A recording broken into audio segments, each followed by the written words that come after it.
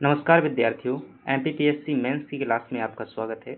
हम कर रहे हैं एमपीपीएससी मेंस के लिए जो हमारी टेस्ट सीरीज है जिसका नाम है विजय ध्वज टेस्ट सीरीज। यह जो है आज हमारा दूसरे नंबर का टेस्ट है और इस टेस्ट के जो है क्या है ये मॉडल आंसर होने वाले हैं। आपको टेस्ट जो है ग्रुप पर भेज दिया गया था। आप सभी लोग जो है कॉपी लिख करके भेज दी हैं और जिस लोगों ने नहीं भेजी है तो उनने भी क्या कीजिएगा, उनको भी कॉपी भेजना है ताकि हम जो है चेक कर सकें जो है और आपकी जो है गुणवत्ता का मूल्यांकन कर सकें और इसमें कमियों का जो है सुझाव दे सकें। तो चलिएगा इसमें हम देखते हैं मॉडल उत्तर देखेंगे और थोड़ा सा समय आप यहाँ अभाव के चलते जो है अभी ज़्यादा उतना जो है अपन एफर्ट नहीं दे पा रहे हैं, लेकिन कम से कम उतना तो करेंगे ही जो वादा किया था। चलिएगा मॉडल आंसर देखते हैं और ये PDF आपको जो है ग्रुप पर भेज दिया जाएगा। जो लोग उस ग्रुप में जुड़े हुए हैं तो PDF वहाँ पर दे दिया जाएगा। और यदि आप आंसर राइटिंग करना चाहते हैं, सीखना चाहते हैं और अपनी कॉपी चेक करवाना चाहते हैं तो हमसे संपर्क कीजिएगा। और ग्रुप जो है आपका, ग्रुप को लिंक जो है टेलीग्राम ग्रुप का लिंक वहाँ पर मिल जाएगा, तो आप वहाँ पर जो भी अपनी समस्या रख सकते हैं। यदि आप जुड़ना चाहते हैं तो जुड़ सकते हैं। चलिएगा बात करते हैं हम ये मध्यकालीन भारत का हमारा जो क्या है टेस्ट है, इसमें देखते हैं पहला क्वेश्चन। आपको पता है कि जैसा कि टेस्ट में हम कुल कितने लगभग जो है हमने 15 क्वेश्चन जो है 2 मार्कर रखे हैं, 5 क्वेश्चन जो है 7 मार्कर रखे हुए हैं और 2 क्वेश्चन जो है अपने ये 10 नंबर के जो है क्वेश्चन रहने वाले हैं। तो चलिएगा इनको देखते हैं। आप जानते हैं कि हर उसको जो है हम उतनी गहराई पर चर्चा नहीं कर सकते। अगर 15 क्वेश्चन ये 20-27 क्वेश्चन ही करेंगे तो निश्चित रूप से उसमें एक लंबा समय लगेगा। तो डेली आंसर राइटिंग करते रहते हैं आप और उसमें जो है बताते हैं। और यहाँ पर जो है मॉडल देखिएगा, अपने आंसर को मैच कीजिएगा, कितने बेस्ट हैं कितने नहीं हैं, बाकी आपकी मार्किंग तो होती ही है। पहला क्वेश्चन है चचनामा। ठीक है, पहला क्वेश्चन है आपसे जो है किसके बारे में पूछा जा रहा है, चचनामा को लेकर के जो है प्रश्न पूछा जा रहा है। इंस्ट्रूमेंट रोकेंगे, चलिएगा। अब सही है। पहला क्वेश्चन है आपके पास में चचनामा और चचनामा में देखेंगे क्या हो सकता है। देखिए चचनामा क्या थी, एक पुस्तक थी। ठीक है, चचनामा एक पुस्तक थी। जब भी आपसे क्या पूछता है, कोई पुस्तक को लेकर के जो है क्या करता है, प्रश्न जो है पुस्तक को लेकर के पूछता है, तो आपको कम से कम जो है पता होना चाहिए कि उसकी जो है पुस्तक किस विषय के बारे में जो है बताई गई है और वह इतिहास के किस कालखंड से संबंधित है, उसमें जानकारी क्या मिलती है। जैसे कि ये पैटर्न आप जो है क्या कर सकते हैं, फॉलो कर सकते हैं किसी भी पुस्तक के लिए। तो मूल रूप से क्या है, चचनामा जो है अरबी भाषा का ऐतिहासिक ग्रंथ है। ध्यान रखना, किसी कवि द्वारा नाटक नहीं इसमें प्रस्तुत किया गया है। यह जो है क्या है, एक ऐतिहासिक ग्रंथ है। इसका विषय क्या है, सिंध है। जो एक राजवंश होता था सिंध क्षेत्र में, जिसे चच वंश कहते थे। तो सिंध क्षेत्र के इतिहास के बारे में और वहाँ का जो राजवंश है चच राजवंश, जिसका एक प्रमुख शासक दाहिर सेन हुआ था, उसके बारे में हमें जानकारी देखने को मिल जाती है। इसमें जो है 712 ईस्वी में जो अरबी आक्रमण हुआ था मोहम्मद बिन कासिम का, उसके बारे में भी जिक्र किया गया है। तो अगर इस प्रकार से आप लिखते हैं तो निश्चित रूप से आपके 100% मार्क्स रहेंगे 2 नंबर में। 7 नंबर और 11 नंबर में कभी भी 100% मार्क्स का वादा नहीं किया हुआ है, 2 नंबर में आपको मिल जाते हैं। चलिएगा दूसरा प्रश्न है कुब्बत उल इस्लाम मस्जिद। आप जानते हैं कि जो कुतुबुद्दीन ऐबक था, कौन था, कुतुबुद्दीन ऐबक था, उसके द्वारा जो है क्या किया गया था कि यहाँ पर एक मस्जिद बनवाई गई थी और ये मस्जिद जो है कुब्बतुल इस्लाम मस्जिद है, उसी के बारे में प्रश्न पूछा गया। तो निर्माण जो है इसका कौन हो जाएगा, कुतुबुद्दीन ऐबक हो जाएगा निर्माता। और कहाँ पर है ये मस्जिद, तो दिल्ली में स्थित भारत की जो है पहली तुर्की मस्जिद मानी जाती है। तुर्कों द्वारा क्या की गई थी, बनवाई गई थी। यह जो है राय पिथौरा किले के अवशेषों पर बनाई गई थी। आप जानते हैं कि राय पिथौरा जो है किसकी उपाधि है, ये आप कहेंगे यह है पृथ्वीराज जो है चौहान की उपाधि है। और मोहम्मद गौरी जो है उन पर क्या किया हुआ था, विजय हासिल किया था।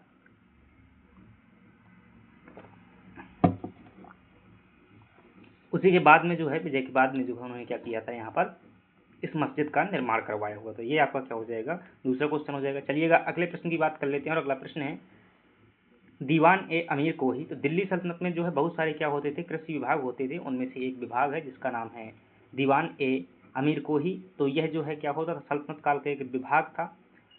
सुल्तान मोहम्मद बिन तुगलक द्वारा क्या करवाया गया था, ये स्थापित करवाया गया था। ध्यान रखना, ये एमपीपीएससी में 5 नंबर में ही पूछा जा चुका है, तो उसको भी ध्यान रखेंगे। उद्देश्य इसका क्या था, कृषि क्षेत्र का विस्तार और अकाल के समय जो है क्या करना, सहायता करना। इनके माध्यम से जो है सौंदर्य, ये अकेले जो है 2 नंबर में अकेले शब्द आ सकता है ये। ठीक है, सौंदर्य। तो सौंदर्य जो है वितरित किए जाते थे। सौंदर्य क्या होता था, एक प्रकार का जो है एग्रीकल्चर के सेक्टर में दिया जाने वाला जो है लोन हुआ करता था, जो किसानों को दिया जाता था उन्हें बेहतर जो है कृषि करने के लिए। तो ये सब कार्य दीवान ए अमीर कोही के अंतर्गत किए गए थे। चलिएगा अगला प्रश्न है, अगला प्रश्न इसमें आपसे पूछा गया सिजदा और पैबोस।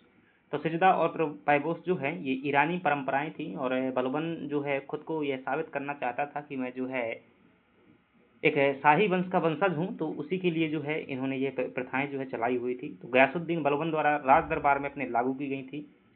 स्वरूप देखेंगे इनका तो सुल्तान के समक्ष जो है झुकना सिजदा होता था, और उनके चरण चूमना क्या होता था, पैबोस होता था। और सुल्तान की सर्वोच्चता स्थापित करने वाली क्या थी, ये ईरानी परंपराएं थी जो कि बलबन द्वारा अपने दरबार में लागू की गई थी। अगला प्रश्न है 2 नंबर का, जहां आपसे जो है पूछा जा रहा है अष्ट दिग्गज। तो यह जो है विजयनगर के शासक कृष्णदेवराय के दरबार में जो है क्या हुआ करते थे, 8 जो है विद्वान हुआ करते थे, उन्हीं की मंडली को क्या कहा जाता था, अष्ट दिग्गज कहा जाता था। और साहित्य के क्षेत्र में देखेंगे तो ये क्या थे, 8 है तेलुगु कवियों का जो है समूह था। और जो इन 8 समूहों में सर्वश्रेष्ठ था उसे क्या कहते थे, अल्लासानी सेडन कहते थे, या कई जगह जो है सेडन्ना भी लिखा रहता था। इस प्रकार से जो है सेडन्ना भी जो है कई जगह आपको लिखा मिल जाएगा, तो इस बात को भी ध्यान रखिएगा। तो उनमें जो सबसे हेड विद्वान थे वो कौन थे, ये जो है सेडन्ना साहब थे। तो विजयनगर साम्राज्य से संबंधित थे। चलिएगा आगे बात कर लेते हैं। 6वें नंबर का प्रश्न है, जहाँ आपसे जो है पूछा गया है कि किताब उल हिंद जो है यह एक पुस्तक है, और यह अरबी विद्वान जो है और यात्री अल बरूनी द्वारा जो है पुस्तक लिखी गई थी। और अल बरूनी जो है, ठीक है, तो यह है महमूद गजनबी के समय पर आया हुआ एक क्या था, यात्री था, उसके द्वारा पुस्तक लिखी गई थी। महमूद गजनबी 11वीं शताब्दी में आया था। तो इसमें जो है क्या जानकारी मिलती है, यानी 11वीं शताब्दी के भारत की सामाजिक और सांस्कृतिक परिस्थितियों का वर्णन किया गया है। इस पुस्तक को जो है तहकीक ए हिंद के नाम से भी जाना जाता है। निश्चित रूप से अगर इस प्रकार से लिखेंगे तो आपको अच्छे नंबर जो है मिलने वाले हैं। चलिएगा अगले प्रश्न की बात कर लेते हैं। अगला है हमारे पास में खानवा का युद्ध। और खानवा के युद्ध की बात करें तो यह है 1527 में बाबर और राणा शाह के मध्य में जो है लड़ा गया था। परिणाम क्या हुआ था, इसमें बाबर की जो है विजय और मुगल सत्ता जो है सुदृढ़ हुई थी। बाबर ने जो है इसमें क्या किया था, जिहाद का नारा दिया था, और गाजी की जो है बाद में उपाधि धारण की हुई थी। चलिएगा अगले प्रश्न की बात कर लेते हैं। और अगला प्रश्न है दहसाला प्रणाली जो है, दहसाला प्रणाली तो 1580 में राजा टोडरमल द्वारा जो है इसे शुरू किया गया था गुजरात में मूल रूप से। बाद में अकबर ने क्या किया, पूरे राज्य में लागू किया। पिछले 10 वर्षों का जो है पैदावार और औसत कीमतों का जो है मूल्यांकन किया जाता था। इसे टोडरमल बंदोबस्त भी जो है कहा जाता है। ठीक है, तो यह एक प्रकार की जो है टैक्स वसूलने की व्यवस्था होती थी, जिसमें टैक्स निर्धारण करने के लिए जो है 10 सालों की उपज का औसत लिया जाता था, और उस उपज के आधार पर जो है टैक्स फिक्स किया जाता था। इसमें नगद टैक्स वसूली को जो है प्राथमिकता दी जाती थी। अगली बात कर लेते हैं। अभी हमने देखा था अष्ट दिग्गज, यहाँ पर एक शब्द है अष्ट प्रधान। तो अष्ट प्रधान जो होते थे यह शिवाजी महाराज की सहायता हेतु जो है 8 मंत्रियों की क्या होती थी, परिषद होती थी। पद जो है इसमें पेशवा जो है सर्वोच्च होता था, वही प्रधानमंत्री होता था, यही सर्वाधिक शक्तिशाली पद था। ये मंत्री जो है प्रत्यक्षतः शिवाजी के प्रति क्या होते थे, उत्तरदायी होते थे। चलिएगा अगली बात कर लेते हैं। अगला हमारे पास में 2 मार्कर प्रश्न है, जिसमें हम देखते हैं दारा शिकोह को। तो दारा शिकोह जो है शाहजहां का क्या था, ज्येष्ठ पुत्र था और एक उदार विद्वान भी था। इन्होंने 52 उपनिषदों का क्या किया था, फारसी भाषा में अनुवाद किया था, जिसे हम क्या कहते हैं, सिर्र ए अकबर के नाम से जाना जाता है। इसे लघु अकबर भी कहते हैं। किसको, दारा शिकोह को। बाद में जो है दारा शिकोह है, तो जो धर्मत का युद्ध हुआ था उज्जैन में, वहां पर क्या होना पड़ा था, पराजित होना पड़ा था। औरंगजेब द्वारा अंतिम रूप से इनको क्या किया गया था, मार दिया गया था। और इससे दारा शिकोह जो है क्या हो गया था, उसकी सेवा समाप्त हो गई थी, और औरंगजेब जो है शाहजहां का उत्तराधिकारी बन गया था। सहना ए मंडी, आप जानते हैं कि अलाउद्दीन खिलजी ने जो बाजार व्यवस्था शुरू की थी, उस बाजार व्यवस्था में जो प्रमुख अधिकारी होता था उसे क्या कहते थे, सहना ए मंडी के नाम से जाना जाता था। तो अलाउद्दीन खिलजी की बाजार प्रणाली के अंतर्गत जो है क्या होता था, ये एक अधिकारी होता था। इसका कार्य क्या होता था, अनाज मंडी का जो है ये अधीक्षक था, और मूल्य नियंत्रण का जो है प्रभारी भी हुआ करता था कि कितना मूल्य रहना है। यह जो है विशेष देखिए कि इसमें व्यापारियों का जो है पंजीकरण करता था और नियमों का पालन जो है सुनिश्चित करता था। इनके जो है अंतर्गत छोटे अधिकारी होते थे, मुनिहान नाम के या मुफ्ती नाम के जो है छोटे छोटे अधिकारी हुआ करते थे। अगली बात कर लेते हैं। 12वें नंबर का प्रश्न है, ये भी 2 मार्कर्स है। चिश्ती संप्रदाय। तो आप जानते हैं कि सूफी जो संप्रदाय थे, 5 सूफी संप्रदाय हुए हैं, उसमें से जो भारत में सबसे पहला सूफी संप्रदाय था उसका नाम था चिश्ती संप्रदाय। भारत में जो है इसके संस्थापक माने जाते हैं ख्वाजा मोइनुद्दीन चिश्ती माने जाते हैं। इनकी दरगाह जो है अजमेर में स्थित है। तो एक प्रकार के मुस्लिम संत हैं। सिद्धांत इनका क्या था कि मतलब सादा जीवन का सिद्धांत था, ईश्वर से प्रेम, और संगीत, संगीत को समा कहा जाता है। समा जो है अपने आप में 2 नंबर में पूछा जा सकता है। ठीक है, तो ये लोग क्या करते थे, मतलब भजन गाते थे भगवान की। अभी भी जो है कई बार गाना गाते हुए आते हैं, किसी से बात नहीं करते हैं, किसी को देना हो जो दे देते हैं, अन्यथा ये चले जाते हैं गाते हुए। गाँव में कई बार आपने देखा होगा, मैंने देखा हुआ है इनको। तो इस बात को भी ध्यान रखिएगा, भारत का जो है सबसे लोकप्रिय सूफी सिलसिला माना जाता है। और ध्यान रखना, ये वो सिलसिला था जो धन और वैभव से क्या रहता था, दूर रहता था, इससे कोई मतलब नहीं थे। हालांकि जो है कई ऐसे जो है संत हुए, जैसे कि बुरहानुद्दीन जो गरीब थे, उन्होंने क्या किया था कि बलवन की बहन हुजैरा से क्या किया था, जो है विवाह किया हुआ था। इसी सिलसिला से क्या थे, ये संबंधित थे।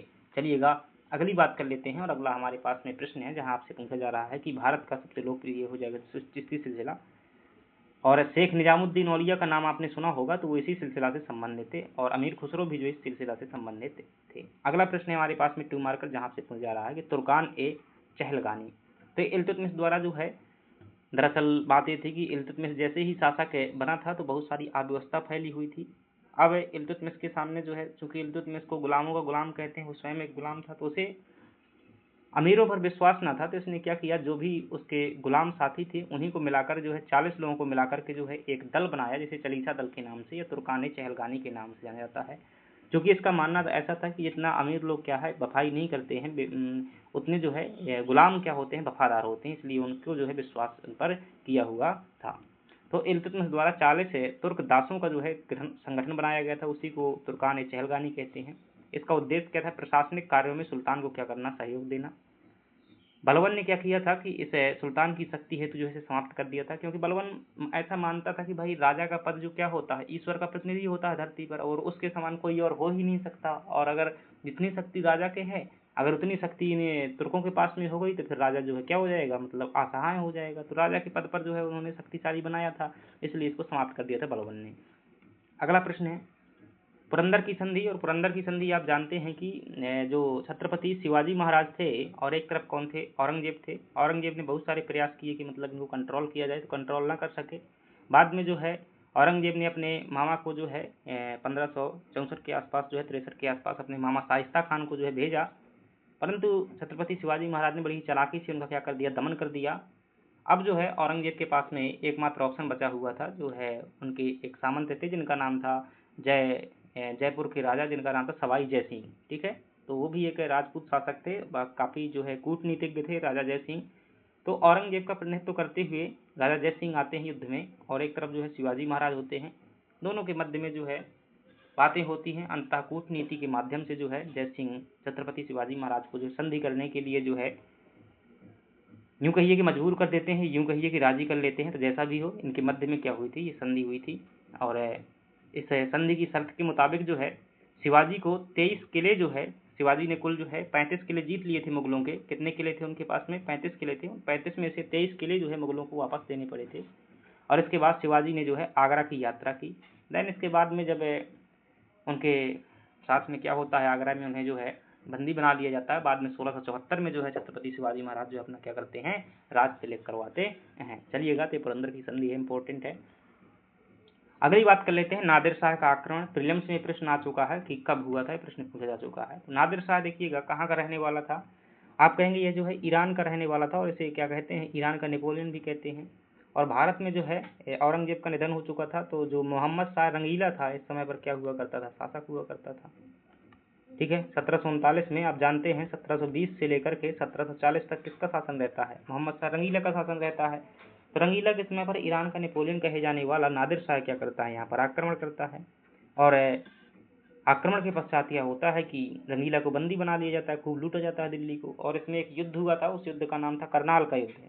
ठीक है, जो कि हरियाणा में हुआ था, करनाल का युद्ध। तो करनाल का युद्ध भी जो है हुआ था। बाद में बहुत सारा पैसा देने के बाद में जो इनको छोड़ दिया गया। ठीक है, तो ये युद्ध है आपका नादिर शाह का आक्रमण। और दिल्ली को लूटा था, भारत को लूटा था, और जो शाहजहाँ का ये मयूर सिंहासन हुआ करता था, कोहिनूर हीरा हुआ करता, ये सब जो है लूट करके ले गया था। तो वही बातें बता दीजिएगा कि 1739 में मोहम्मद शाह रंगीला के शासनकाल में ये आक्रमण हुआ था। और करनाल के युद्ध में जो है मुगलों की क्या हुई थी, पराजय हुई थी। जो बची खुची सत्ता थी, उनकी इज्जत थी, वह भी जो है यहाँ पर मिट्टी में मिल गई थी। वह मयूर सिंहासन और कोहिनूर हीरा लूट कर ले गया था। तो कई बार ये प्रश्न भी पूछ लेता है कि मयूर सिंहासन पर बैठने वाला अंतिम मुगल बादशाह कौन था, तो वो रंगीला ही था, क्योंकि इसके बाद वो लूट ले गया। अगली बात कर लेते हैं, ये 2 नंबर के प्रश्न यहाँ पर समाप्त हो जाते हैं। अब हम देखते हैं जो है 5 नंबर वाले प्रश्न हम देख ले, सॉरी 7 नंबर वाले जो है प्रश्न देख लेते हैं। और 7 नंबर के प्रश्नों में अगर देखेंगे, चलिएगा, प्रश्न है कि इल्तुतमिश को जो है दिल्ली सल्तनत का वास्तविक संस्थापक क्यों माना जाता है। देखिएगा, ये मैंने टेस्ट में भी दिया था, तो बहुत लोगों ने जो है अलग अलग चीजें इसमें लिखी हुई थी। भाई संस्थापक क्यों था, आपको बहुत ज्यादा नहीं इसमें बताना, सिर्फ 5 बातें बतानी है। वास्तविक संस्थापक क्यों कहेंगे, संस्थापक तो आप जानते हैं कौन था, कुतुबुद्दीन ऐबक जो है क्या था, वो संस्थापक था। और वास्तविक संस्थापक कौन है, आप कहेंगे इल्तुतमिश है। वैसे कौन से कार्य थे जो ऐसे कर दिए थे, तो पहली बात जो है ये राजधानी, ठीक है, पहला पॉइंट आएगा आपका राजधानी में। दूसरा पॉइंट आएगा पहला शासक था जिसने क्या किया था, सुल्तान की उपाधि धारण की थी, ठीक है, सुल्तान की उपाधि आएगी। तीसरी बात जो आएगी, सुल्तान की उपाधि जो है धारण की थी, साथ ही साथ में जो है खलीफा हुआ करता था, जो मुस्लिम समाज का सबसे प्रमुख लीडर होता था, उसके द्वारा जो क्या की गई थी, मान्यता भी प्रदान की गई थी। और इस मान्यता को क्या कहते हैं, सनद कहा जाता है। क्या कहा जाता है, खिलहत या सनद कहा जाता है, ठीक है, सनद कहा जाता है, खिलहत कहा जाता है, तो वो भी दी गई थी। इसके अलावा जो ये पहला शासक था जिसने क्या किया था, मुद्रा व्यवस्था सुचारू रूप से चलाई हुई थी। पहला शासक था जिसने क्या है, शासन व्यवस्था को ठीक तरीके से स्थापित करने के लिए एकतादारी प्रणाली और 40 से जो दलों का संगठन बनाया हुआ था। तो इन 5 पॉइंटों से अपनी बात को क्या कर देना है, सिद्ध कर देना है, और अंत में लिख देना है कि अतः यदि इनके आधार पर देखें तो ये पहली बार ऐसे कार्य हुए थे, दिल्ली में जो है वास्तविक रूप से क्या है, शासन की शुरुआत हुई थी, इसीलिए क्या कहते हैं, दिल्ली सल्तनत का वास्तविक संस्थापक है कहा जाता है। भले ही यद्यपि यह स्थापना जो है कुतुबुद्दीन ऐबक द्वारा क्या की गई थी, शुरू की गई थी। चलिएगा अगली बात कर लेते हैं, और अगला है हमारे पास में, इसको देख लेते हैं। तो इल्तुतमिश ने विषम परिस्थितियों में जो है रहते हुए क्या किया, दिल्ली सल्तनत को जो है वैधानिक और प्रशासनिक स्थायित्व प्रदान किया। आप कैसे, इन बातों से जो क्या कीजिएगा, सिद्ध कीजिएगा। खलीफा से जो है सुल्तान पद की जो है वैधानिक स्वीकृति प्रदान की, और ये कब प्रदान की हुई थी, 1229 में जो है ये स्वीकृति प्रदान की हुई थी। और राजधानी को लाहौर से क्या किया, दिल्ली लेकर के आया। तुर्कान चहलगानी के माध्यम से प्रशासनिक नियंत्रण किया। एकता प्रणाली शुरू कर सेना और राजस्व को संगठित किया। शुद्ध अरबी सिक्के टंका और जीतल जो है जारी कर अर्थव्यवस्था को सुधारा। इसके अलावा आप जो है विद्रोहियों का दमन भी एक पॉइंट लिख सकते हैं, जैसे कि 1215 में जो है इन्होंने तराइन का युद्ध किया, जिसमें जो है यलदौज का दमन किया। और 1221 में जो है इन्होंने क्या किया, मुल्तान के सूबेदार जो है नसीरुद्दीन कुबाचा का भी क्या किया, इन्होंने दमन किया। तो ये भी जो है बता सकते हैं। इन सुदृढ़ आधारों के कारण ही उसे क्या कहते हैं, सल्तनत का वास्तविक संस्थापक कहा जाता है। बहुत ही मतलब एक फिक्स लैंग्वेज है, आप इसमें जो है और भी जोड़ सकते हैं तो अच्छी बात है, वरना अगर इतना लिख देंगे, एग्जाम की परिस्थितियों को ध्यान में रखते हुए जो है ये मॉडल तैयार है। और इतने से ज़्यादा आप जो है नहीं लिख सकते हैं वहाँ पर, याद रखिएगा। मैं जो है वहाँ की टाइम और परिस्थिति को जो है फेस करते हुए यहाँ पर मैं बातें बता रहा हूँ। चलिएगा अगली बात कर लेते हैं। अगला है कि अलाउद्दीन खिलजी की जो है बाजार नियंत्रण प्रणाली के प्रमुख उद्देश्यों को बताइएगा। देखिएगा, बहुत सामान्य सी बात समझिएगा। एक व्यक्ति है जिसका नाम है अलाउद्दीन खिलजी, ठीक है, अलाउद्दीन खिलजी। और अलाउद्दीन खिलजी जो है ये भी वैसा ही है, सिकंदर जैसा ही है, जो दुनिया को विजय करने का जो है सपना देख रहा है। तो दुनिया को जीतना है तो सबसे पहले क्या चाहिए, शक्ति चाहिए। और इस शक्ति को जो है पूरा करने के लिए अलाउद्दीन खिलजी ने क्या किया, एक बहुत बड़ी सेना का निर्माण किया। उन्हें जो है स्थायी रूप से वेतन दिया, नगद वेतन दिया, हुलिया और डाक प्रणाली शुरू की। तो इन सबके चलते जो है ये पहला शासक था जिसने ऐसे कार्य जो है किए हुए थे। और अगर एक बड़ी सेना रखनी है तो उस बड़ी सेना की भाई क्या करना होगा, उसे वेतन भी बड़ी मात्रा में देना होगा। अगर राज्य में महंगाई ज़्यादा होगी तो फिर क्या करना होगा, ज़्यादा वेतन देना होगा। इसलिए अलाउद्दीन खिलजी ने क्या किया कि कम वेतन में जो है आवश्यकता की पूर्ति हो सके, इसलिए जो है मूल्य को नियंत्रण करने की जो है नीति बनाई, उसी को क्या कहते हैं, उसकी बाजार नियंत्रण प्रणाली कहा जाता है। ठीक है, तो अब इसी को जो है आपको सजाना है। अलाउद्दीन खिलजी ने आर्थिक सुधारों के तहत एक कठोर बाजार नियंत्रण नीति लागू की। ठीक है, ये जो है एक लाइन का परिचय हो जाएगा भाई, उसमें जो है परिचय एक लाइन से ज़्यादा नहीं लिख सकते हैं। अगर ज़्यादा लिखते हैं तो फिर अपनी मूल कंटेंट जो है प्रभावित होता है।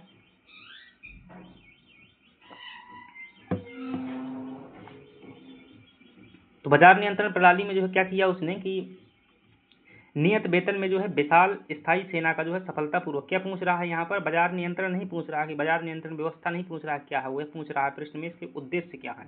अगर मैं चाहूँ तो यहाँ पर बता सकता था कि मतलब 3 प्रकार के बाजार होते थे, गल्ला मंडी, सराय दल, व्यापार और मवेशियों का बाजार। ठीक है, तो 4 प्रकार के जो बाजार होते तो बता सकते हैं, लेकिन वो नहीं पूछ रहा है। यहाँ पर क्या पूछ रहा है, उद्देश्य पूछ रहा है। उसका उद्देश्य क्या था, उसका उद्देश्य था कि नियत वेतन यानी कि फिक्स वेतन में जो है विशाल स्थायी सेना का क्या करना, सफलतापूर्वक रखरखाव करना। दैनिक वस्तुओं के दाम जो है निश्चित कर मुद्रास्फीति मतलब महंगाई पर जो है क्या करना, नियंत्रण करना। व्यापारियों द्वारा की जाने वाली जमाखोरी और बेईमानी को जो है रोकना, यानी कि व्यापारिक स्तर पर भ्रष्टाचार को कम करना। अकाल जैसी आपातकालीन स्थिति हेतु जो है अनाज का भंडार करना, और बिना राजकोषीय बोझ बढ़ाए मंगोलों से जो है साम्राज्य की क्या करना, रक्षा करना। तो ये जो है आपके 5 पॉइंट बता दीजिएगा, इतने में काफ़ी हो जाएगा। अगर बढ़ा सकते हैं तो 1 पॉइंट और बढ़ाइएगा, अगर जो है जगह बचती है आपके पास में, अन्यथा इतना देख देंगे तो कम से कम आपको 4 नंबर जो ठीक है मिल जाएंगे, 7 में से 50% से ज़्यादा नंबर मिल जाए, इतना काफ़ी होता है। यह प्रणाली जो है उसके सैन्य उद्देश्यों की पूर्ति का मुख्य आधार थी। इस निष्कर्ष को और यदि बड़ा करना चाहते हैं तो निष्कर्ष में परिचय में जो है छोटा बड़ा कर दिया जाता है यदि जो बीच में जगह बचती है। अब इसे हमने लिख करके रीचा उत्तर जो है कंप्लीट किया, तो बची हुई जगह में क्या करेंगे, हम जो है एक निष्कर्ष बड़ा बना देंगे। 2 लाइन का 3 लाइन का तो भर जाती है। कह सकते हैं यहाँ पर कि अलाउद्दीन खिलजी ने भले ही अपने समय में बाजार नियंत्रण प्रणाली लागू की हो और समानतः वर्तमान में सोचने में लगता है कि जनता को इसका लाभ मिला होगा, परंतु इसका वास्तविक जो उद्देश्य था वो कम वेतन पर जो है अपनी सेना की आवश्यकताओं की जो है पूर्ति करना था। तो और उसने ऐसा किया भी। ठीक है, तो ये हो जाएगा आपका अलाउद्दीन खिलजी का। अगला प्रश्न है हमारे पास में कि विजयनगर साम्राज्य की स्थापत्य कला की प्रमुख विशेषताओं को लिखिएगा। देखिए, आप जानते हैं कि दक्षिण भारत हुआ करता था, उस दक्षिण भारत में जो है ये वाला जो स्टेट होता था, ये वाला स्टेट इसे क्या कहते थे, बहमनी साम्राज्य कहते थे। और यहाँ वाला जो ये राज्य हुआ करता था, ये वाला राज्य इसे क्या कहा जाता है, विजयनगर साम्राज्य कहा जाता था। और यह जो क्या था, एक हिंदू राजवंश था। यहाँ पर 4 राजवंशों ने शासन किया है। तो कौन सी वो स्थापत्य कला थी, उसकी खास बातें क्या थी, तो उसको देखिएगा। तो विजयनगर की जो है स्थापत्य शैली द्रविड़ कला का एक जो है भव्य और अलंकृत क्या है, रूप है। इसमें देखेंगे तो मंदिरों के प्रवेश द्वार पर विशाल जो है जो प्रवेश द्वार होता था उसे क्या कहते थे, राय गोपुरम या गोपुरम जो है कहा जाता था। तो गोपुरम को हाईलाइट कीजिएगा, इस प्रकार से मुख्य पॉइंट है। 2 नंबर में आ सकता है। तो बहुत बड़े जैसे मंदिर बनवाया, मंदिर का जो एंट्री गेट होता था बहुत बड़ा, उन्हें क्या कहते थे, गोपुरम जो है कहा जाता था। धार्मिक उत्सवों के लिए नक्काशीदार जो है कल्याण मंडप की जो है रचना की गई। ठीक है, कल्याण मंडप जानते हैं, जैसे हमारे यहाँ पर क्या होता है, बरामदा होता है, बरामदा जानते हैं ना भाई, जैसे मंदिर आगे बना हुआ है, मंदिर बना हुआ है, यहाँ पर भगवान बैठे हुए हैं। अब मंदिर के जो आंगले वाला हिस्सा होता है वहाँ पर बहुत सारे ऐसे पिलर लगा दिए जाते हैं, इस प्रकार से। ठीक है, पिलर लगा दिए जाते हैं और ऊपर छत बना दी जाती है। तो यहाँ लोग क्या है बैठ करके कीर्तन भजन इत्यादि वगैरह कार्य क्या करते रहते हैं, पूरे करते रहते हैं। तो इससे क्या होता है कि जो है, तो इसी को दक्षिण भारत में क्या कहते थे, मंडप कहते थे, कल्याण मंडप कहा जाता था। और ये कैसा होता था, नक्काशीदार होता था। और हमारे यहाँ पर ज़्यादा करके चित्र बने होते थे, नक्काशी कम होती थी। चलिएगा, स्तंभों पर जो है पौराणिक जीव, याली और घोड़ों का सजीव अंकन किया गया है। निर्माण में जो है कठोर ग्रेनाइट पत्थरों का अत्यधिक जो है प्रयोग किया गया है। भवनों में हिंदू और इस्लामिक शैलियों का जो है सुंदर समन्वय किया गया है। तो ये जो है क्या है, कुछ खास जो है विशेषताएं हैं विजयनगर साम्राज्य की, इनको क्या कर सकते हैं यहाँ पे। और कला 1 पॉइंट और लिख सकते हैं, जैसे आपने हजारा मंदिर सुना होगा। ठीक है, दक्षिण भारत का जो हजारा स्तंभ मंदिर है उसमें 1000 स्तंभ है, और वह जो है डांस या कला के हिसाब से बनाए गए हैं। हर मंदिर में जो है हर जो खंभा है उसमें अलग अलग ध्वनि निकलती है। तो ये पॉइंट भी आप इनबिल्ट कर सकते हैं। निष्कर्ष हो जाएगा, हम्पी के अवशेष इस साम्राज्य की जो है कलात्मक श्रेष्ठता के प्रतीक है। तो हजारा मंदिर जो है वो कहाँ पर है, हम्पी में है। ठीक है, तो निष्कर्ष के लिए पॉइंट जो है यहाँ पर नहीं दिया गया, लेकिन निष्कर्ष में इनबिल्ट कर दिया है। बाद में आप बता सकते हैं और भी कि हालांकि जो है जो तालीकोटा का युद्ध हुआ उसमें विजयनगर साम्राज्य की पराजय के बाद जो है नष्ट कर दिया गया। अगली बात कर लेते हैं, मुगल कालीन जो मनसबदारी प्रथा के गुण एवं दोष बताने हैं। देखिएगा किसकी बात कर रहे हैं, यहाँ पर मनसबदारी व्यवस्था की जो है बात की जा रही है। मनसबदारी प्रथा। अब मनसबदारी जो व्यवस्था थी किसके समय पर थी, मुगलों के समय पर थी। अब इसके आपसे क्या पूछ रहा है, अच्छी बातें यानी कि गुण पूछ रहा है, और दूसरी बात जो है इसमें क्या पूछ रहा है आपसे, जो है इसकी कमियां पूछ रहा है, दोष पूछ रहा है। ठीक है, देखिएगा मनसबदारी में क्या होता था कि एक जो है व्यक्ति होता था, उस व्यक्ति को क्या दिया जाता था, मनसब दिया जाता था। उस व्यक्ति को क्या कहते थे, मनसब कहते थे। ठीक है, जैसे व्यक्ति को जो है मनसब दिया गया, वो व्यक्ति क्या होगा, मनसबदार होगा। और मनसब क्या होता था, मान लीजिएगा भाई कि एक प्रकार का इसे रैंक सिस्टम था, ये रैंकिंग सिस्टम था कि किस व्यक्ति को कितनी रैंक दिया। अगर 1000 का मनसब दिया गया है तो वो ठीक है, एक अधिकारी है। अगर किसी को 2000 का मनसब दिया गया है तो उससे बड़ा अधिकारी है। तो ये जो है अलग अलग हिसाब से अपनी योग्यता के हिसाब से, काबिलियत के हिसाब से जो है मनसब दिए जाते थे। ठीक है, अब जैसे किसी का मनसब जो है 5 है, तो ये ऊपर जात होती थी और नीचे जो है जितना, अगर 5 का मनसब है तो उसे सवार भी रखने होंगे, तो सवार हमेशा ज़्यादा होते थे, कई बार दुगने होते थे, 10 जो है सवार रखने होंगे, यानी घुड़सवार रखने होंगे। तो ऐसे मान लीजिएगा ए नाम के व्यक्ति को जो है, मैं बता देता हूँ यहाँ पर समझ लेते हैं। जैसे ए नाम के व्यक्ति को क्या किया गया, ए नाम के व्यक्ति को जो है बुंदेलखंड की रियासत का जो क्या बनाया गया, मनसबदार बनाया गया। अब ये बुंदेलखंड रियासत का जो क्या होगा, मनसबदार होगा, इसे जो है मुगल दरबार में कुछ ना कुछ रैंक दी गई होगी, 5000 का मनसब है, 4000 का मनसब है, 6000 का मनसब है, जितने का भी हो। अब ऐसी स्थिति में क्या करेगा ये व्यक्ति, बुंदेलखंड से क्या करेगा, रेवेन्यू जो है टैक्स वसूलेगा। अब टैक्स वसूलेगा तो इसके पास में जो है एक मुगलों का प्रतिनिधि के तौर पर है, सेना होगी, तो सेना को वो टैक्स से क्या देगा, वेतन देगा, और एक हिस्सा क्या करेगा, राजा के पास में यानी कि सुल्तान के पास में जमा करेगा। ठीक है। और इनकी जो है कुछ सेना क्या होती थी, मुगल दरबार में रहती थी, इनका प्रतिनिधि भी जो है मुगल दरबार में रहता था, शासन ये सभी जगह करते थे। तो ये सिस्टम था। अब इसमें गुण भी बताना है, आपके दोष भी बताना है। तो इन्हें क्या मिलती थी, जमीन दी जाती थी, उस जमीन से क्या करते थे, रेवेन्यू वसूलते थे और राजा की जो है मतलब उसके भूस्वामित्व को स्वीकार करते थे। इसकी अच्छी बातें ये थी कि मुगल बादशाह जो है राजधानी में बैठे हुए दूर दराज के क्षेत्रों में क्या कर पाए, नियंत्रण कर पाए। मुगल क्षेत्र में जो है अव्यवस्था नहीं फैली। इसमें जो है देश के जो है सभी बड़े बड़े जो मतलब राजा लोग होते थे, या मुगल जमींदार होते थे, मुगल अमीर होते थे, या यूं कहिएगा हिंदुस्तान की छोटी छोटी रियासतें थी, उन सभी को मनसब दे करके क्या किया गया, मुगल दरबार से जोड़ा गया। अगर उनको मनसब नहीं दिया जाता तो निश्चित रूप से वो खाली बैठते और फिर क्या करते, लड़ाई करते, यानी कि विद्रोह करते। तो उन विद्रोहों को जो क्या किया गया, नियंत्रण किया गया। ये भी एक क्या था, फायदा था। और अगर बात करें तो ये मनसबदारी जो है कह सकते हैं मुगलकालीन प्रशासन का क्या थी, आधार थी। अगर मनसबदारी नहीं होती तो प्रशासन का ठीक से नहीं चली। ये अच्छी बात ही थी। बुरी बातें क्या थी, जिनको ये जमीन दी गई थी तो उन्हें मनसबदारों ने इस जमीन पर ध्यान नहीं दिया, क्योंकि इनके दादा की थोड़ी ना थी जमीन। उन्हें पता था कि मनसबदार हम जब कभी हट जाएंगे तो फिर ये हमारी जमीन थोड़ी ना रहेगी। तो उन्होंने जमीनों के जो है पावर की बढ़ाने की, यानी कि उसकी शक्ति को बढ़ाने का प्रयास नहीं किया, जबकि लगातार उससे उत्पादन लेते रहे। और जो है यह मनसबदारी व्यवस्था तब चली जब राजा जो है शक्तिशाली था, लेकिन जब राजा जैसे ही कमजोर हुआ तो फिर ये मनसबदारों ने क्या किए, विद्रोह कर दिए। ठीक है। तो ये जो है इससे क्या हो जाएंगे, दोष हो जाएंगे। आप दो दोष बता सकते हैं, गुण ज़्यादा बताना है, दोष जो है कम बता सकते हैं। ठीक है। तो इसमें देखेंगे तो आप कह सकते हैं कि यह जो वंशानुगत व्यवस्था का अंत कर योग्यता को जो है इसमें क्या दिया गया था, महत्व दिया गया था। जो जितना बड़ा सेनापति होता था उसे उस हिसाब से जो है मनसब दिया जाता था। तो अकबर द्वारा शुरू की गई यह व्यवस्था जो है प्रशासन और सैन्य ढांचे का क्या थी, मुख्य आधार थी। और कैसी थी, वंशानुगत नहीं थी, किसी को भी मनसब बदला जा सकता है। जैसे कोई मतलब मनसब बुंदेलखंड का अभी मान लो कोई और है, दूसरे समय पर जो हो से कहीं और ट्रांसफर किया जा सकता है। पूरे साम्राज्य में एक समान प्रशासन स्थापित हुआ, क्योंकि मनसबदारों के समान नियम होते थे। दोष ये थे कि मनसबदारों द्वारा सैनिकों की गिनती में जो है भारी भ्रष्टाचार किया जाता था। वेतन लेने में कह दिया भाई हमारे पास में 10,000 सैनिक है, 10,000 सैनिक है। अब ऐसा तो नहीं होगा कि भाई 10,000 सैनिक वहाँ गिनने के लिए कोई पहुंच जाए, फिर हर बार सर्वेक्षण करते रहिए, फिर वही वही सेना के जो है दो दो बार वेतन लिया जाता था। भ्रष्टाचार थी, दोष था। औरंगजेब के काल में उपजे जागीरदार संकट से जो है व्यवस्था क्या हो गया, पतन हो गया। और सैनिकों की जो है निष्ठा सुल्तान की बजाय जो है मनसबदार के प्रति होती थी। अगर कोई कहे कि मुगल बादशाहों के प्रति सैनिक वफादार रहे, नहीं होते थे, वो अपने सामंत के, अपने राजा के प्रति जो है वफादार होते थे। तो यह व्यवस्था अंततः मुगलों के पतन का जो है एक कारण बनी। या यूं कह सकते हैं कि यह व्यवस्था योग्य शासकों के समय पर, निष्कर्ष में ऐसा बनाइएगा, यह व्यवस्था जो है योग्य शासकों के समय पर कुशल और प्रभावी रही। परंतु जैसे ही क्या हुए, राजा जो है अयोग्य हुए, तो ऐसी स्थिति में जो है यह व्यवस्था कारगर नहीं रही और अंततः जो है मुगलों के पतन का कारण बनी। चलिएगा, हमारे पास में अंतिम जो है 7 नंबर वाला प्रश्न है, इसमें आपसे पूछा जा रहा है कि भक्ति आंदोलन के उदय के लिए जो कौन कौन से सामाजिक और धार्मिक कारण उत्तरदायी थे। देखिएगा, इसको भी समझते हैं। आप जानते हैं भक्ति आंदोलन, ठीक है, आपने पढ़े होंगे भक्ति आंदोलन। और इन भक्ति आंदोलन में आपने जो है तुलसीदास को पढ़ा होगा, आपने जो है सूरदास को पढ़ा होगा, आपने मीराबाई को पढ़ा होगा, आपने संत रामानंद को पढ़ा होगा।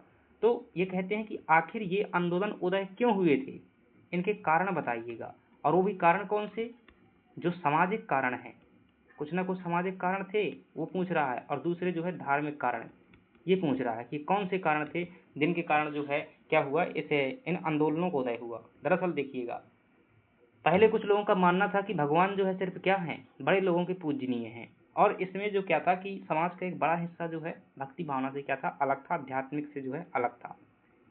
पहले कुछ लोगों को जो है संस्कृत पढ़ने का अधिकार नहीं हुआ करता था, ठीक है। तो इससे भी जो है समाज का बड़ा हिस्सा जो है क्या था, अलग था। तो उन्होंने क्या किया, उनकी अलग अलग भावनाएं बनी, अलग अलग आंदोलन हुए। तो जो समाज के समझदार लोग थे, जैसे कबीरदास ने हो गया, बहुत सारी जो है सामाजिक स्तर पर बहुत सारी प्रथाएं विद्यमान थी, ठीक है। अब जैसे किसी व्यक्ति को मंदिर में जाने से अगर रोका जाता है, तो एक तरफ तो हमारे ग्रंथों में लिखा हुआ है कि सभी व्यक्ति परमपिता परमेश्वर के क्या है, अंश हैं, और एक तरफ हम मंदिर में जाने से रोक रहे हैं। तो ये एक सामाजिक कारण है जो ऊंच नीच का भेदभाव करता है। तो जैसे कि आप कह सकते हैं सामाजिक छुआछूत कह सकते हैं, सामाजिक कारणों में कह सकते हैं कि महिलाओं का घर के अंदर रहना, जैसे अभी भी देखना, अभी बहुत सारे लोग ऐसा करते रहते हैं, बोलते रहते हैं कि किसी भी जो महिला को जो क्या अभी भी चलता है, कोई दो राय बोलने में देखिएगा, हम बोलेंगे तार्क की दृष्टि से, अभी भी अगर कोई मतलब मेंसुरेशन साइकिल की जो है स्थिति होती है, वैसे समय पर अभी भी जो है महिलाएं क्या करती हैं, पूजा पाठ नहीं करती हैं। तो जब मुझे कभी भी ऐसा अवसर मिलता है, मुझसे ऐसा कहा जाता है कि भाई ऐसी स्थिति है, ऐसा करती, तो हम कह देते हैं भाई ऐसा कुछ ना है। और मंदिरों में अभी भी देखेंगे तो जैसे खासतौर से हनुमान जी के मंदिर में देखेंगे तो महिलाओं को वहाँ पर स्पर्श करने की, छूने की अनुमति नहीं दी जाती है। तो ऐसा कुछ ना है, वो सब जो है क्या है, विडम्बनाएं हैं, ये सब क्या है, क्रूतियां हैं। इनका क्या कीजिएगा, आप लोग शिक्षित और सब लोग हैं, अंत कीजिएगा। क्योंकि अगर परमपिता परमेश्वर किसी जीव के साथ में क्या करता है, भेद करता है, तो आप जानते हैं कि वह जो क्या होता है, सर्वज्ञाता होता है, और वह जो है किसी के साथ में असमानता का भेदभाव नहीं रखता। अगर रखता है तो फिर मैं वही सिद्धांत दोहराऊंगा कि अगर ईश्वर छुआछूत को क्या करता है, या फिर भेदभाव को क्या करता है, स्वीकार करता है, तो हम ये मानने से इनकार कर देंगे कि इसमें कोई परम सत्ता है और वो क्या करती है, सभी को जो है पालन पोषण कर रही है, क्योंकि ऐसा हो ही नहीं सकता, ठीक है। तो इन ऐसी जो क्रूतियां हैं जो क्या करती हैं, अलगाववाद की भावना को जन्म देती हैं, तो उनका तार्किक दृष्टि से जो है खंडन कीजिएगा, और हम भी जो है इनका खंडन करते हैं। तो सामाजिक कारण यही थे कि महिलाओं के प्रति भेदभाव होना, और पुरानी मान्यताएं या क्रूतियां कह सकते हैं आप, और छुआछूत कह सकते हैं। समाज में जो है एक वर्ण व्यवस्था कह सकते हैं कि समाज जो है हमारा 4 वर्णों में व्यक्त है, इसमें ऊंच नीच की भावना थी। धार्मिक कारण में कह सकते हैं कि जैसे मूर्ति पूजा होना, ठीक है, खूब इनका जो है क्या किया गया, खंडन किया गया है। कबीरदास जैसे कहते हैं कि पाथर पूजे हरि मिले तो में पूजो पहाड़।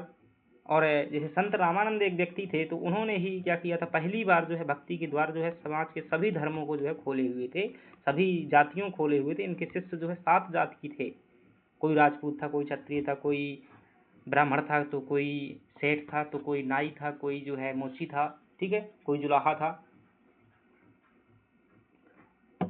चलिएगा इन कारणों को जो है देख लेते हैं, क्या कारण थे। तो मध्यकाल में जो है धर्म को सरल और सुलभ बनाने हेतु जो है भक्ति आंदोलन का उदय हुआ, और इनके जो सामाजिक धार्मिक कारण थे, वो कारणों में आप कह सकते हैं कि हिंदू धर्म में व्याप्त जो है कठिन कर्मकांड और अंधविश्वासों का जो विरोध है, ठीक है। जब इनका क्या किया गया, विरोध किया गया, तो फिर समाज में जैसे ऐसा हुआ ना, जैसे सुनिएगा भाई, आप किसी भी जाति धर्म से हो, उन सब चीज़ों को जो है छोड़िएगा, थोड़ी समझिएगा। जैसे मान लीजिए एक आप कास्ट के हैं, ठीक है, आप एक कास्ट के हैं, आपके कास्ट में कुछ भी मान्यता चलती है, और जब ये मान्यता कोई दूसरी व्यक्ति मानेंगे तभी तो वो मान्यता क्या होगी, सफल होगी। अगर नहीं मानेंगे तो फिर कोई ना कोई जो है इन व्यक्तियों को लीड करने वाला एक नेता एक ना एक दिन जन्म लेगा, और फिर लीड करके वो जो है एक नया वर्ग तैयार करेगा, ठीक है। तो ऐसा ही हुआ था कि जो कर्मकांड प्रचलित थे उनमें कुछ लोगों को अधिकार नहीं दिया गया, और ये पता नहीं सच्चाई है कि नहीं है, क्योंकि जो पहले से चला आ रहा है वही मानते रहे। तो बुद्धिजीवी लोगों ने इनका क्या किया, खंडन किया, जिससे क्या हुआ, आंदोलन उत्पन्न हुआ। समाज में व्याप्त जो जाति प्रथा और छुआछूत की भावना का जो है त्याग करना भी क्या था, इनका एक उद्देश्य था। और ये प्रथा जो है विद्यमान थी, इस प्रथा के विद्यमान होने के चलते जो है जो बुद्धिजीवियों ने क्या किया, मतलब प्रयास किए, उन्हीं प्रयासों को तो आंदोलन कहा गया था, ठीक है। जैसे भजन करना है, नानक जी ने भी जो है बहुत सारी बातें ऐसी कही हुई हैं। इस्लाम के एकेश्वरवाद और सामाजिक समानता के सिद्धांतों का प्रभाव भी आप कह सकते हैं, बिल्कुल कह सकते हैं। यहाँ पे हमारे यहाँ पर जो है तुर्कों ने क्या किया, शासन किया दिल्ली सल्तनत के दौरान। मुगलों ने जो हमारे यहाँ पर क्या किया, शासन किया। अब मुस्लिम में क्या होता है कि उनमें जो है एकेश्वरवाद चलता है, वो एक को ही मानते हैं, और वो कौन है, अल्लाह है, ठीक है, अल्लाह को ही मानते हैं। और हमारे धर्म में जो क्या होती है, बहुदेववाद की जो है प्रथाएं प्रचलित हैं। तो कहीं ना कहीं जो है इनका भी प्रभाव देखने को मिला। क्षेत्रीय भाषाओं में उपदेश देकर धर्म को जन जन तक पहुंचाया गया। अभी तक जो है संस्कृत भाषा में जो धर्म की बातें होती थी वो चलती थी, लेकिन जो है विद्वान हुए, उन्होंने क्या किया, स्थानीय भाषा में उपदेश दिए। जैसे कि संत रविदास ने अपने हिसाब से उपदेश दिए, और नानक जी ने अपनी भाषा में उपदेश दिए, कबीर ने जो है किसी और भाषा में उपदेश दिए। तो ये जो है उपदेश से स्थानीय भाषा में दिए गए। इससे क्या हुआ कि लोगों को जो है उस धर्म का जो है सही ज्ञान हुआ और उन्होंने जो है इसमें भी क्या है पार्टिसिपेट किया। ज्ञान के कठिन मार्ग के स्थान पर प्रेम मार्ग और भक्ति मार्ग को जो है महत्व दिया गया। पहले जो है देखिएगा, जो हमारे धर्म में प्रचलित है कि अगर आपको मोक्ष प्राप्त करना है तो बताया गया है, भगवान ने बताया कि 3 रास्ते हैं आपके, ठीक है। एक है ज्ञान मार्ग, ठीक है, एक है ज्ञान मार्ग और एक है आपका, ठीक है, एक ज्ञान मार्ग है, एक कर्म मार्ग है, ठीक है, एक कर्म मार्ग है, एक ज्ञान मार्ग है और एक कौन सा है आपके पास में, एक है आपके पास में जो है भक्ति मार्ग है, ठीक है, भक्ति मार्ग है। अब इनमें से अगर बात की जाए तो सबसे कठिन जो रास्ता है वो कौन सा है, ज्ञान मार्ग है। क्योंकि समानता व्यक्ति ये एहसास नहीं कर सकता कि इस संसार की सच्चाई क्या है, और जिस दिन अगर आपने एहसास कर लिया उस दिन छोड़ देंगे ये माया मोह का चक्कर और कह देंगे भाई सब आप झूठे हो, सब भौतिकता झूठी है, आपका बिजनेस झूठा है, आपका व्यापार झूठा है। तो इसके लिए जो है आपको उच्च लेवल का ज्ञानी बनना पड़ता है। बंद आंखों से भी संसार की सच्चाई को जो है जानने की क्षमता आपके अंदर होना चाहिए। ये तब हो सकती है जब आप जो है संसार को क्या कर लेंगे, भ्रमण कर लेंगे, उसकी वास्तविकता का एहसास कर लेंगे। और बहुत से लोगों ने किया भी तो है, ठीक है, महावीर स्वामी ने किया था, गौतम बुद्ध ने किया था, जिनको ज्ञान प्राप्त हुआ है तो यही तो ज्ञान था। अब कुछ लोग जो है सिर्फ यही पूजा पाठ नहीं होता है, अगर आप ये कहते हैं कि मैं भगवान को नारियल चढ़ा दूंगा, पूजा कर दूंगा, ये कर दूंगा, लड़ुआ चढ़ा दूंगा, लड्डू चढ़ा दूंगा, जो भी कहे करें आप, तो आप भक्ति कराएंगे, ऐसा नहीं है। मोक्ष प्राप्ति के 3 रास्ते हैं और उन रास्तों में से आप ज्ञान का रास्ता अगर चयन करते हैं, सच्चा ज्ञान प्राप्त करते हैं। सच्चा ज्ञान किसे कहते हैं, सच्चा ज्ञान वो होता है जो सत्य और असत्य का भेद कर सकता है, जो न्याय और अन्याय में क्या करता है, भेद करता है। अगर आपको पास में 2 विकल्प दिए जाए कि एक न्याय है और एक अन्याय है, तो अगर आपके पास में सच्चा ज्ञान होगा तो आप जो है अन्याय को अलग कर देंगे और न्याय के रास्ता का जो है चयन करेंगे, उनका आप समर्थन करेंगे। ये होता है सच्चा ज्ञान, जो सत्य सत्य को जो है पहचान ले, जो संसार की वास्तविकता को पहचान ले। सच्चा ज्ञान वो होता है जो शाश्वत होता है। क्या होता है फ्रेंड्स, शाश्वत होता है, जो कभी ना मिटने वाला होता है, यानी कि universal knowledge is called real knowledge, ठीक है। तो यही होता है सच्चा ज्ञान, यानी कि वास्तविक ज्ञान ये है। और कर्म मार्ग क्या होता है, आप अभी क्या है, एक स्टूडेंट है, स्टूडेंट के हिसाब से जो है अपने कर्म कीजिएगा। आप एक पिता हैं, पिता के हिसाब से कर्म कीजिएगा। आप माता हैं, माता के हिसाब से कर्म कीजिएगा। आप एक बहन है, बहन के हिसाब से कर्म कीजिएगा। आप एक पत्नी है, पत्नी के हिसाब से जो है कर्म कीजिएगा। क्या होता है, कर्म मार्ग होता है। तो यहाँ से भी आपको मोक्ष मिल सकता है। आप एक पुलिस अधिकारी हैं, आप एक जो है रेवेन्यू डिपार्टमेंट के अधिकारी हैं, आप एसडीएम हैं, कलेक्टर हैं, कोई भी हैं, आपको जो पद दिया गया है, जो आपकी कुर्सी दी गई है, जो आपको जिम्मेदारी दी है, अपने कर्म निभाइएगा। कर्म जो है इसीलिए तो कहा गया है, कर्म ही क्या है, पूजा है। तो कर्म मार्ग से भी आपको मोक्ष मिल सकता है। तो ये जो है दूसरा थोड़ा सा जो है ज्ञान मार्ग की तुलना में कम कठिन है, लेकिन जो सबसे सरल माना जाता है मोक्ष प्राप्ति का रास्ता, सबसे सरल कौन सा है, वो आपका भक्ति मार्ग है, ठीक है। और ये भक्ति मार्ग जो है जिसे कोई भी कर सकता है, ठीक है। और इस भक्ति के जो है मुख्यतः 2 तरीके हैं, एक जो है निर्गुण तरीका है, निर्गुण भक्ति धारा, और एक क्या है आपकी सगुण भक्ति धारा है। सगुण भक्ति धारा में जो है क्या है, ईश्वर को मूर्त रूप में पूजना होता है, और निर्गुण भक्ति धारा में ईश्वर को निराकार रूप में क्या है, पूजा करना होता है। अब आगे चल करके विद्वानों ने क्या किया, एकम सत्यम विप्र बहुधा वदंती, वही किया कि अलग अलग तरीके से इनकी व्याख्या की। फिर कुछ लोगों ने कहा कि दास भक्ति भी कर सकते हैं, यानी कि भगवान के दास बन जाओ। सूरदास क्या थे, भगवान के दास ही थे। तुलसीदास ते दास भक्ति की हुई थी। कुछ लोगों ने सखा भक्ति की हुई थी कि भगवान को अपना मित्र बना लो। कुछ लोगों ने जो है प्रेम भक्ति की हुई थी। प्रेम मार्गी भी क्या है, बहुत सारे कवि हुए हैं। मीरा दवाई का नाम आपने सुना होगा कि हेरी मैं तो प्रेम दीवानी, मेरा दर्द न जाने को, सूली ऊपर से पिया के किस विध मिलना हो। और मीरा के प्रभु गिरधर नागर, वेद सावलिया हो। मतलब मीरा का दर्द तो तभी मिटेगा जब उसका चिकित्सक कौन बन करके आएगा, सावलिया कृष्ण बन करके आएगा। तो उन्होंने जो है अपने प्रियतम के रूप में, यानी कि एक रिश्ते के रूप में जो क्या किया था, भगवान से संबंध बनाया हुआ। तो ये भी एक भक्ति का तरीका है। हिंदू धर्म में नवधा भक्ति प्रचलित है, तो कभी अगर समय मिलेगा तो उसकी चर्चा करेंगे। तो ये इन सबसे मोक्ष मिल सकता है आपको। चलिएगा, तो ये जो है इस आंदोलन ने क्या किया, समाज में धार्मिक और सहिष्णुता का संचार किया। भक्ति हो गई, जब सभी लोगों ने भक्ति किया तो अगर एक ही भक्ति को मानने वाले लोग हैं तो वो क्या करेंगे, एक दूसरे का सम्मान करेंगे।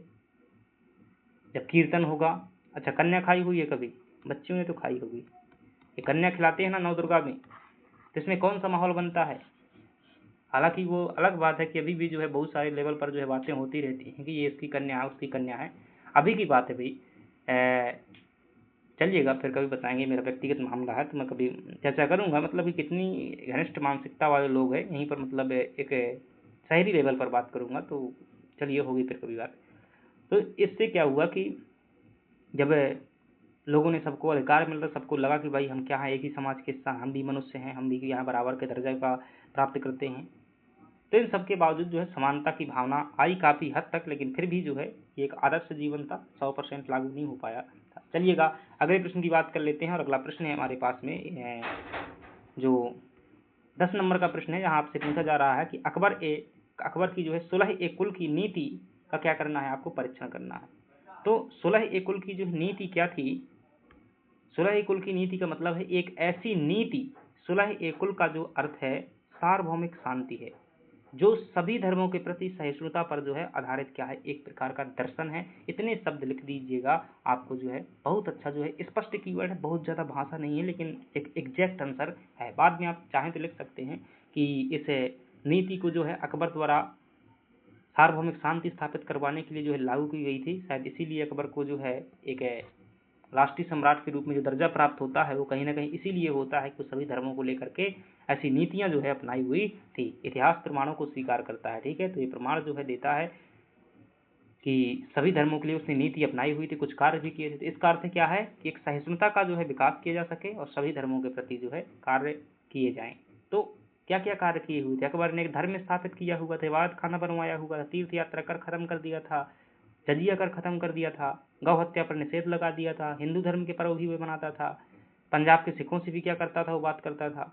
तो इन सब के चलते जो है उसे 16 कुल का माना था। राजपूतों को जो है उन्होंने क्या किया था, एक उचित पद दिया हुआ था और बड़े बड़े पद दिए हुए थे, तो उसके दरबार में भी क्या थी, सहिष्णुता की भावना थी। तो साम्राज्य में जो है सभी संप्रदायों को पूजा की पूर्ण क्या दी हुई थी, आज़ादी दी हुई थी, कि उसके दरबार में जो भी रहते थे, चाहे हिंदू मुस्लिम सिख ईसाई पारसी जैन जो भी हो।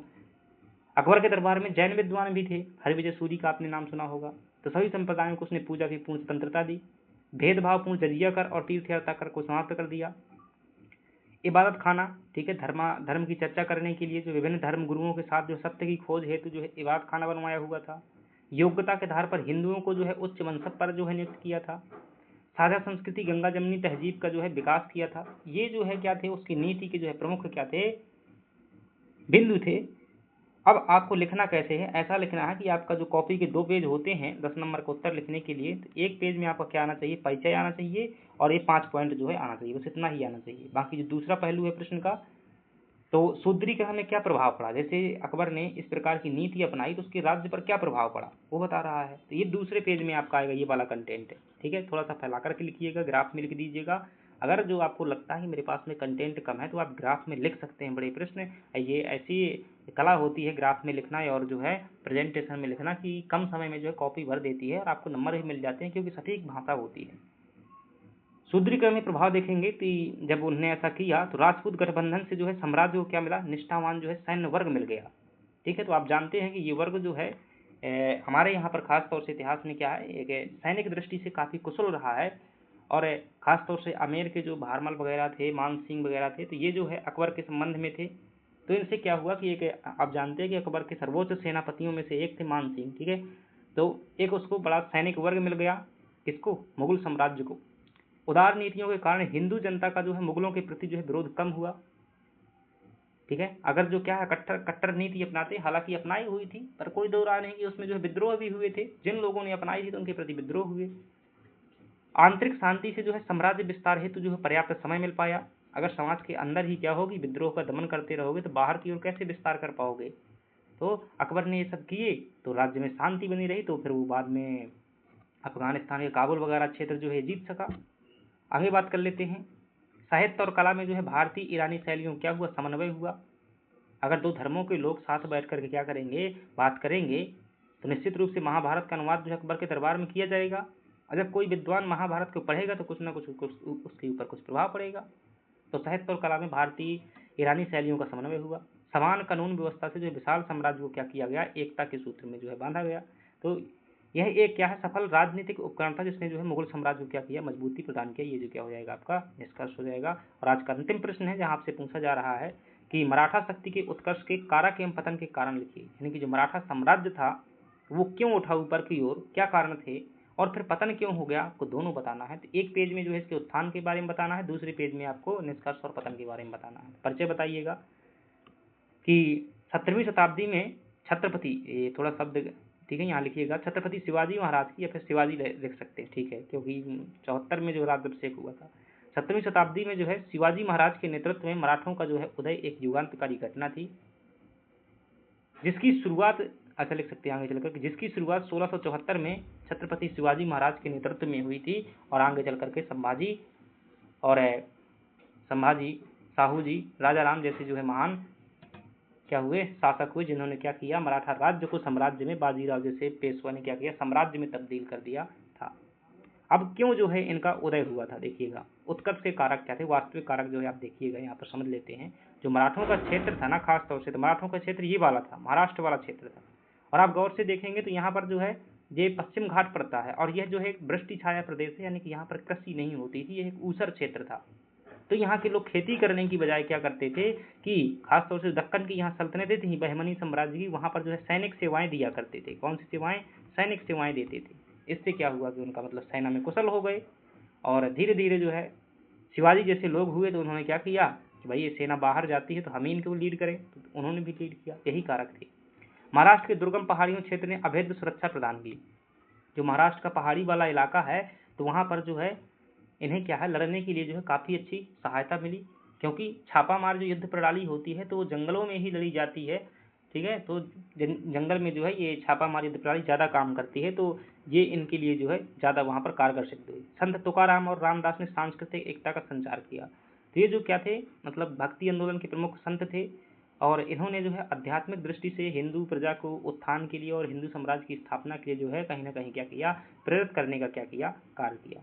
शिवाजी महाराज की दूरदर्शिता और अष्टप्रधान संगठन क्षमता, ये भी जो है कारक थे कि उनका उदय हुआ। औरंगजेब की जो दोषपूर्ण दक्षिण की नीति और मुगलों की जो है गिरती सैन्य क्षमता, ये भी एक कारण बना।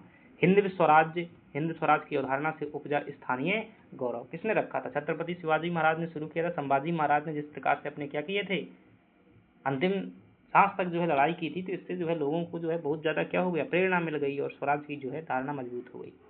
और आखिर मराठा साम्राज्य जो एक ज़माने में कभी महाराष्ट्र में हुआ करता था, वह इधर बंगाल तक, इधर पंजाब तक, और इधर जो है हैदराबाद के निजाम तक, इधर जो है पूर्वी भारत में उड़ीसा तक यहाँ, और यहाँ जो है गुजरात तक पूरा लगभग क्षेत्र कवर कर लिया। कैसे पतन हो गया, आप जानते हैं कि जो पानीपत का तीसरा युद्ध हुआ था अहमद शाह अब्दाली, उसमें जैसे ही बाजीराव का खेल खत्म हुआ तो फिर क्या है, पेशवा में जो आपस में लड़ाई होने लगी। तो पतन के कारण थे कि प्रमुख मराठा सरदार सिंधिया और होलकर आपस में क्या करने लगे, गुटबाजी करने लगी। सिंधिया ग्वालियर में आ गए, उज्जैन में, और होलकर जो है इंदौर साइड में मालवा का क्षेत्र पकड़ लिया। पानीपत का तीसरा युद्ध जो है बड़ा कारण था कि अहमद शाह अब्दाली जो अफगानिस्तान का शासक था, अफगानिस्तान का, उसमें क्या हुई थी, पानीपत के तीसरे युद्ध में जो मराठों की पराजय हो गई।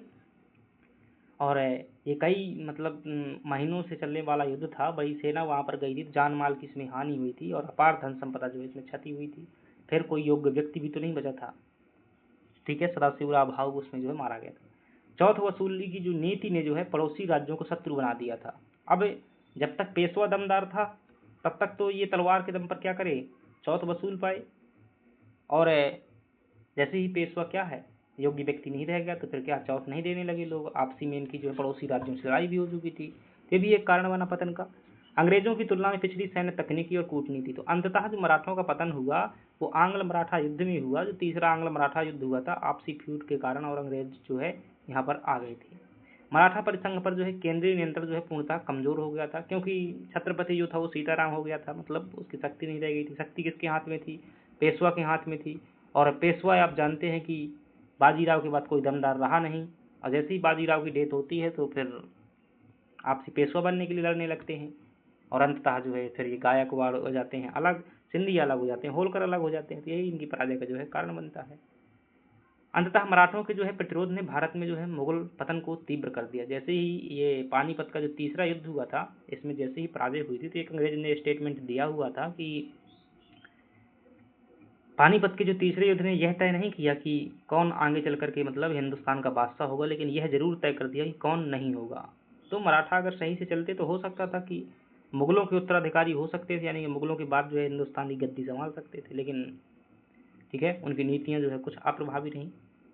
चलिएगा, इतिहास का अलग अलग नज़रिए से देखते हैं और हम एक परीक्षा की दृष्टि से देखते हैं। तो ये जो है हमारा क्या होता है, यहाँ पर मॉडल आंसर जो है कंप्लीट होता है। अगर आप जो है हमसे जुड़ना चाहते हैं तो फिर आप जो है जुड़िएगा टेलीग्राम पर, जहाँ पर आपको हिस्ट्री वाला टेलीग्राम ग्रुप मिल जाएगा। वहाँ पर आपको PDF वगैरह मिलते रहते हैं, टेस्ट वगैरह होते रहते हैं।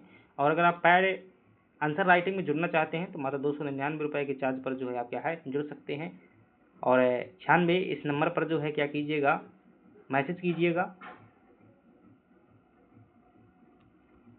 और व्हाट्सअप मैसेज ही करना है। थोड़ा सा अनुरोध है कि कॉल कम कीजिएगा, अन्यथा जो है रिसीव नहीं करते हैं। ठीक है, सभी लोगों को बहुत सारे नंबर जो है आते रहते हैं, तो कॉल मत कीजिएगा, जो है मैसेज कीजिएगा। क्योंकि कॉल में ऐसा होता है कि ऑन द स्पॉट जवाब देना होता है, मैसेज में जब भी हमें समय मिलता है तो हम क्या जवाब दे देते हैं। मैसेज में ही संपर्क कीजिएगा व्हाट्सअप पर, अन्यथा ये फिर कॉल करने के लिए जो है पूछ लीजिएगा, क्योंकि फिर बाद में रिसीव नहीं करते, कह देते हो कि रिसीव नहीं करते हो। चलिएगा, थैंक यू वेरी मच। पसंद आया हो तो लाइक सब्सक्राइब कीजिएगा, जुड़िएगा हमारे पास में। धन्यवाद।